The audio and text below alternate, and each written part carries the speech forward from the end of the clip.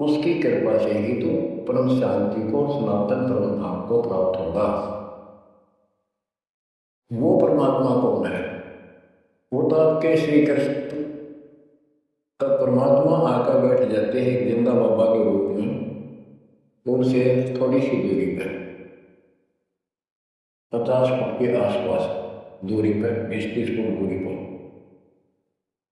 धर्मदास जी ने देखा कि एक मुसलमान साधु है और मेरी क्रियाओं को बहुत ध्यान से देख रहा, जैसे इसकी जिज्ञासा हो, जिज्ञासु लगता है। प्रत्येक व्यक्ति भगत का एक ऐसा स्वभाव होता है कि वो सोचता है कि मेरे पास जो ज्ञान है, मेरे गुरुजी जो मार्ग बता रखे हैं, सबसे उत्तम है, इसको सबको बता रहा। तो धर्मदास जी ने अपने मन में कल्पना की कि शायद इस दृष्टिकोण से ये बैठा है क्योंकि इसने घर त्याग रखा भगवान की चाह है, केवल मुसलमान नहीं है, ये एक इबादत है। और मुसलमान तो केवल अपनी क्रियाएं वहीं करते रहते हैं। वो गीता को पढ़ने लगा। पहले एक अध्याय का पाठ किया करता था, उस दिन उसने थोड़ा थोड़ा पोर्शन बहुत अध्याय का पढ़ दिया। जब गीता के पाठ को और उसके अनुवाद ऊंचे ऊंचे स्वर में कर रहा था, जैसा लिखा था वैसे पढ़ रहा था, अनुवाद भी सुना रहा था, कबीर साहब उससे 10-15 फुट की दूरी पर आकर बैठ गए और बहुत ध्यान से देख रहे थे, सुन रहे थे, जैसे कान भी ऐसे करते थे शायद कोई शब्द निकलना चाहो। धर्मदास को अति हर्ष हुआ कि इसको हमारा ज्ञान पसंद है। तो फिर क्यों, जब उसने सारे कुछ कर लिया तो परमात्मा उनसे प्रसन्न किया कि हे महात्मा जी, मैं बहुत भटक चुका हूं। क्योंकि धर्मदास जी भी एक वैष्णव परंपरा वाला साधु जैसा वेशभूषा कर रखे थे, जैसे ये तीर्थों में जाते नहीं, ऐसे अलग सा वेशभूषा कर रहते अपने पंथ जैसे, कंठी माला तिलक लगा के वैष्णव साधु जैसा लगता है। तो परमात्मा ने पूछा, मुझे जरा बताओ, मैं भक्ति के लिए भटक रहा हूं, मुझे मुसलमान धर्म से प्राप्त साधना में संतुष्टि नहीं है। इस बात को सुनकर धर्मदास जी हर्ष होता है और बताने लगता है कि ऐसे ऐसे तीर्थ व्रत करने चाहिए। मैं तीर्थ व्रत करता हूँ, ऐसे करता हूँ, गीता का पाठ करता हूँ, रामकृष्ण का जाप करता हूँ, शंकर जी का ध्यान लगाता हूँ। परमात्मा उसको बताते हैं कि ये जो पढ़ी आपने पुस्तक, इसका क्या नाम है, इस पुस्तक पुस्तक का?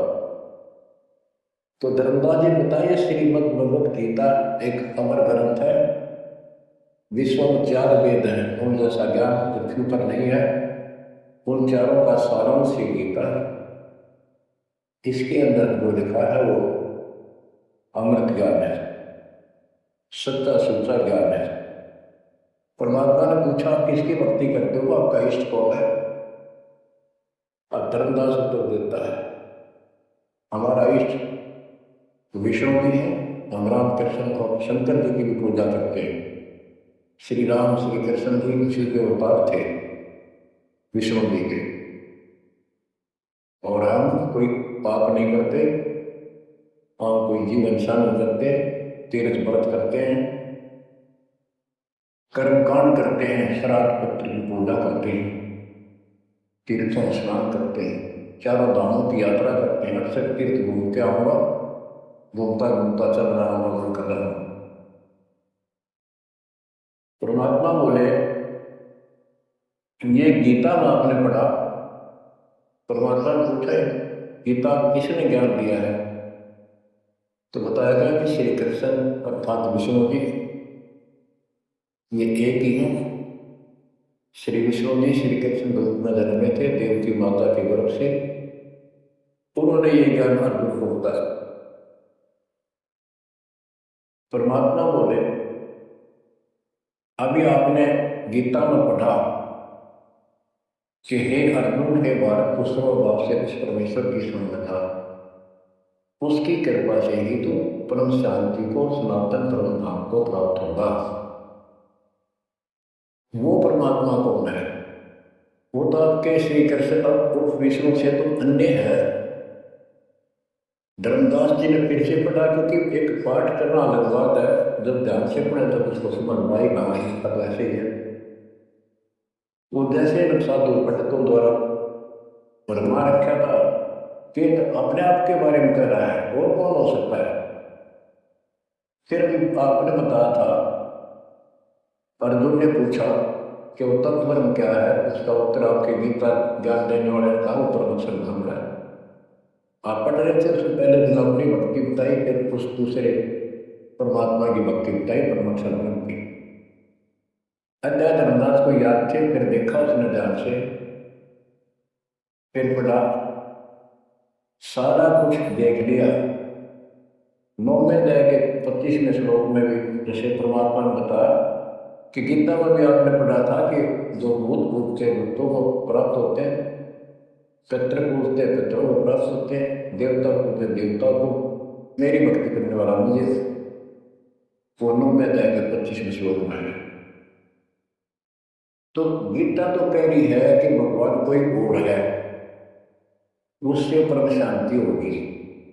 चौथे अध्याय के 5वें श्लोक में गीता बोलने वाला तेरा है, मेरे तेरे भोजन बोलिए। दूसरे के 12 में, 10वें के 2 में अपनी उत्पत्ति बता रहा है, जन्म पर होते रहेंगे।